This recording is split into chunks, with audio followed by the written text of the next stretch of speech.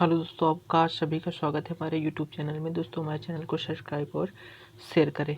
तो दोस्तों, यहाँ पर अगर हम बात करते हैं कि अगर इसका पीडीएफ आप पाना चाहते हैं तो हमारे नंबर को शेयर और हमारे चैनल को शेयर और सब्सक्राइब करें।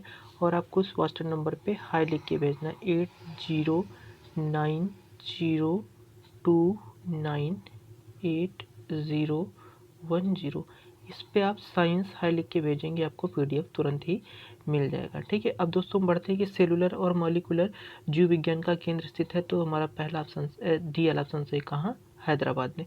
अगले क्वेश्चन की ओर बढ़ते हैं कि centre for DNA finger printing and diagnostic स्थित है।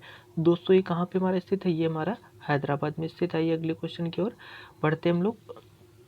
जंतु कोशिका और पादप कोशिका भिन्न होते हैं। देखिए, जंतु कोशिका में भित्ति नहीं होती है और हरित लवक में नहीं होती और तारक केंद्रक होते हैं, हीमोग्लोबिन नहीं होता। तो देखा जाए इस तरह में उपयुक्त सभी है जो अलग करते हैं जंतु कोशिका और पादप कोशिका को। अगले क्वेश्चन की ओर बढ़ते हैं कि निम्नलिखित में से मूल अवधारणा प्रस्तुत की थी कि जीव कोशिका से बने होते हैं। देखिए, जो सभी जीव होते हैं कोशिका से बने होते हैं। देखिए, जैसे हमारा शरीर पहले छोटे छोटे ईंटों से मिलकर के बनता है, फिर एक कमरा बनता है और कमरे से फिर हमारा घर बनता है। उसी प्रकार जो हमारा शरीर होता है वो छोटी छोटी कोशिकाओं से मिलकर के बना होता है। तो ये बात किसने कही थी? स्वान और स्लाइडर ने कही थी। तो हमारा ऑप्शन कौन सा सही? ऑप्शन डी वाला सही है। एक, दूसरा और चौथा। अगले क्वेश्चन की ओर बढ़ते हैं कि प्रोटीन में निम्नलिखित में से कौन सा शरीर ऊतकों का बना होता है? देखिए, ऊतकों की अगर हम बात करें तो प्रोटीन ऊतक को वृद्धि, निम्नलिखित में से कौन सा शरीर ऊतकों की वृद्धि और विकास के सुधार के लिए महत्वपूर्ण? देखिए, जो प्रोटीन का काम होता है हमारे शरीर के ऊतकों का वृद्धि करना। देखिए, जो लोग जिम जाते हैं वो लोग प्रोटीन खाते हैं। क्यों?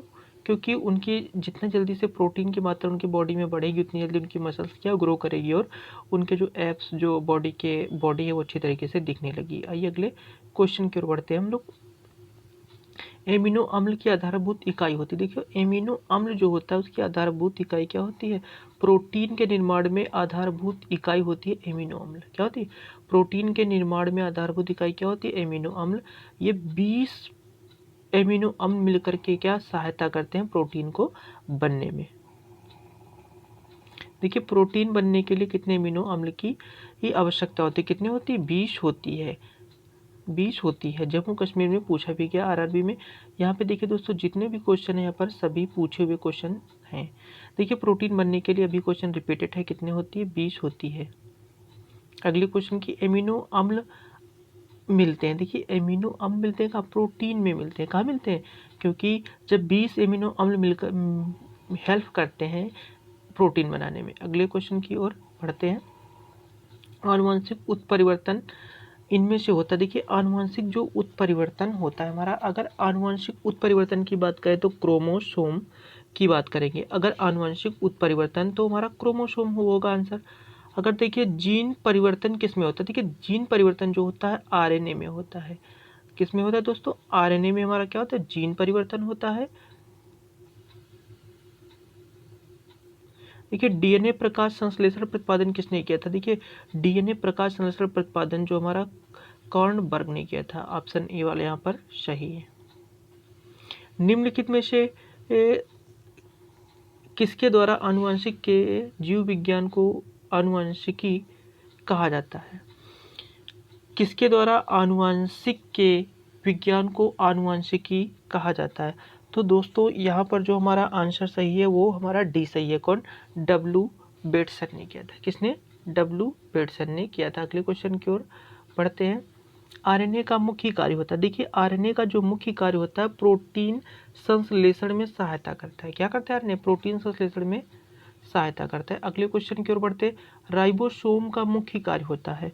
तो यहाँ पे दोस्तों जो राइबोसोम का मुख्य कार्य होता है प्रोटीन का संश्लेषण करना होता है। प्रोटीन का संश्लेषण करना होता है। ये हमारा डी वाला सी ऑप्शन सही है। तो कौन सा दोस्तों? यहाँ पे हमारा सी ऑप्शन सही है। अगर हम अगले क्वेश्चन की बात करें कि आत्महत्या की थैली किसे कहा जाता है? देखिए, लाइबोसोम को आत्महत्या की थैली कहा जाता है।